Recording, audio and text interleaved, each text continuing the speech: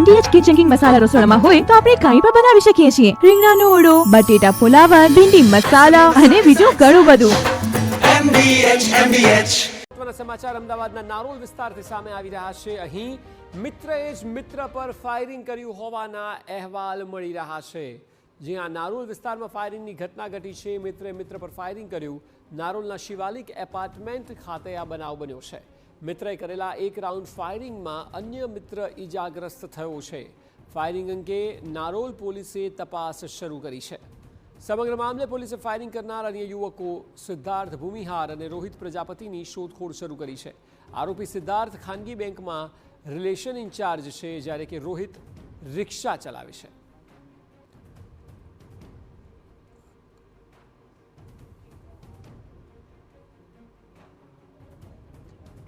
તો પોલીસ ઘટના સ્થળે પહોંચીને તપાસ હાથ ધરી છે. એક મિત્ર અત્યારે હોસ્પિટલમાં છે, જ્યારે અન્ય બે મિત્રો ફરાર છે. મિત્રએ જ મિત્ર પર ગોળી ચલાવી હોવાનું સામે આવ્યું છે.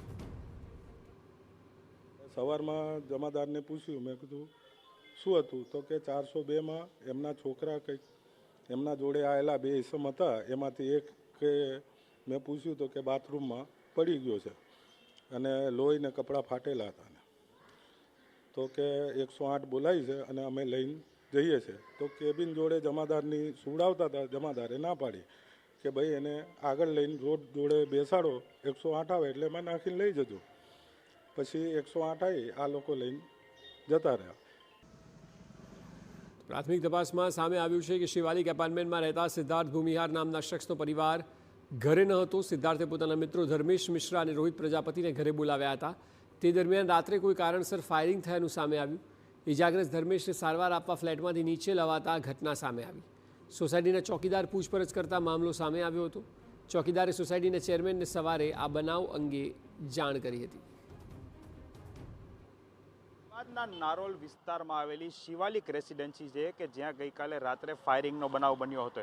જોકે એક મિત્રના ઘરે તેમનો પરિવાર ન હોવાથી બહારથી તેમના મિત્રોને આમંત્રણ આપવામાં આવ્યું હતું અને રાત્રે અહીં ફાયરિંગની ઘટના બની હતી.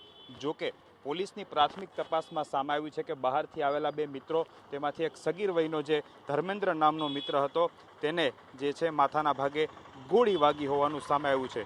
જોકે સિદ્ધાર્થ છે ખાનગી બેંકમાં નોકરી કરે છે અને તેમનો જ આ ફ્લેટ છે કે જ્યાં પરિવાર સાથે રહેતો હતો. પરંતુ ગઈકાલે તેમનો પરિવાર છે તે બહાર ગયો હોવાથી તેમણે રોહિત અને તેમનો સગીર મિત્ર છે તેમને ત્યાં બોલાવ્યા હતા અને ત્યારબાદ આ ફાયરિંગની ઘટના બની હતી. જોકે પોલીસની પ્રાથમિક તપાસમાં એવું પણ સામે આવ્યું છે કે એક્ઝેક્ટ ફ્લેટની સામે જે આ ઝાડી ઝાખડ છે, તળાવ જેવું છે કે ત્યાં તેમણે હથિયાર ફેંકી દીધું છે અને ત્યારબાદ જે છે તેઓ અહીંથી નીકળી ગયા હતા. જોકે પોલીસે અલગ અલગ ટીમો બનાવી અને આ સમગ્ર વિસ્તારમાં સર્ચ ઓપરેશન છે તે શરૂ કર્યું છે.